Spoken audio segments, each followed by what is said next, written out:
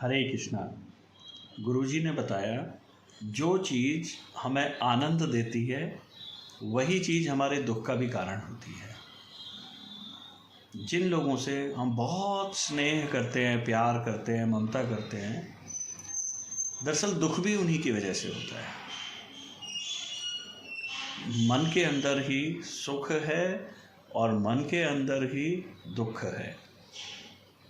हमारा ध्यान किस ओर है, सुख की ओर है या दुख की ओर है? दोनों ही फंसने की जगह हैं और दोनों ही फंसने के कारण हैं। इसलिए अपने ध्यान को किसी भी सुख या दुख में लगाने की बजाय, किसी भी कल्पना में, किसी भी भावना से जोड़ने की बजाय ईश्वर में जोड़ें। काम में नहीं, निष्काम में जोड़ें। भगवत प्राप्ति करें और इस जीवन को निश्चल, निष्कपट, निर्गुणानंद से जिएं। यही इस जीवन का उद्देश्य है। ईश्वर की सेवा में रहें, ईश्वर के भक्तों की सेवा में रहें। इससे जो आनंद प्राप्त होगा उस आनंद में ही वैकुंठ है। इस जगत को दुखालयम शाश्वतम कहा गया है। यहाँ सिर्फ दुख ही दुख है और उस दुख में हम क्या ढूंढ रहे हैं? सुख। कल्पना भी कैसे कर रहे हैं? मिलेगा ही नहीं। क्या मिलेगा?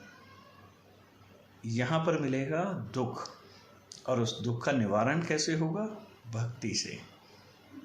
वो पावर, वो consciousness, that consciousness is a creator and A controller both, उसके अंदर समा जाएं, उनकी भक्ति करें। और जब हम सब तरीके के देवताओं को देख लेते हैं और अंत में हम ये पाते हैं भगवान श्री कृष्ण जो गोलोक धाम में बैठे हुए बंसुरी बजा रहे हैं और उनकी शक्तियों से सकल ब्रह्मांड चल रहे हैं, वही ईश्वर हैं। तो हमें उन्हीं की शरण में रहना है, उन्हीं की सेवा में रहना है, उन्हीं के ध्यान में रहना है, उन्हीं की भक्ति करनी है।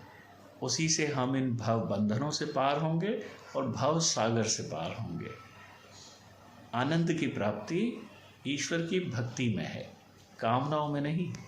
मन के आगे बुद्धि है, बुद्धि के आगे अहंकार है और उसके आगे हमारा चित्त है।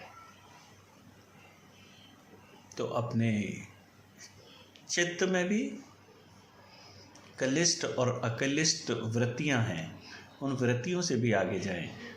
अकलिष्ट वृत्तियों से पहले कलिष्ट को ख़त्म करें और उसके बाद अकलिष्ट को भी ख़त्म करें। इस तरह से हम अपने स्वरूप में स्थापित हों तो हम अपनी भक्ति को उस स्तर तक लेकर के जाएं। बोलो श्री वृंदावन बिहारी लाल की जय।